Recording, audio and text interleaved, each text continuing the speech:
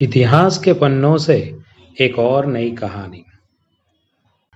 एक ऐसे साहस की कहानी जिसने असंभव को संभव कर दिखाया।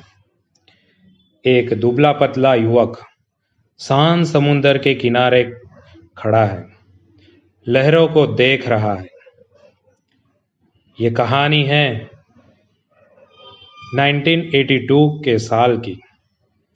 एक दुबला पतला भारतीय तैरक जिसका शरीर भले ही कमजोर दिखता था, पर हौसला किसी तूफान से कम नहीं था। उसका नाम था तारानाथ। उससे पहले महान भारतीय तैराक मिहिर सेन इंग्लैंड की खाड़ी को तैरकर पार कर चुके थे।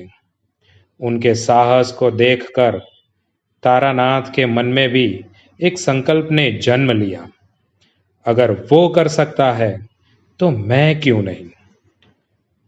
ठंडा समुंदर, तेज लहरें, तारानाथ को लगा इस पानी में संघर्ष कम नहीं है।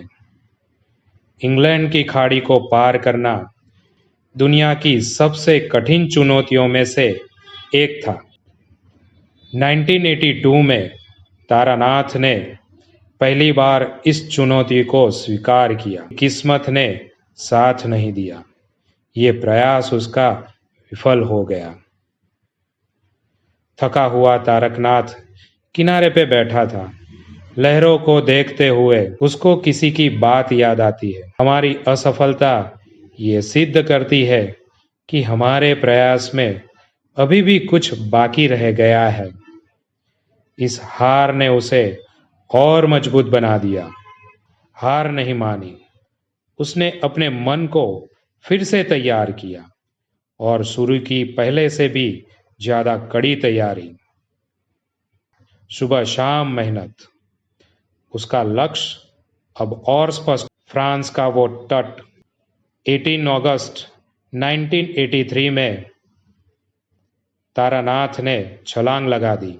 सामने था डर, ठंड, थकान और मौत का सन्नाटा। तारानाथ लहरों को चीरते हुए ठंडे पानी में शरीर ठंडा पड़ रहा था। उसका जुनून उसको और तैरने पे मजबूर कर रहा था। लगातार 11 घंटे तक समुंदर से लड़ते हुए ये साहसी इंग्लैंड के डोवर बंदरगाह पर पहुंच गया और तारानाथ ने इतिहास रच दिया। विजयी चेहरे को तिरंगा हाथ में लेते हुए जश्न मनाते हुए दौड़ रहा था।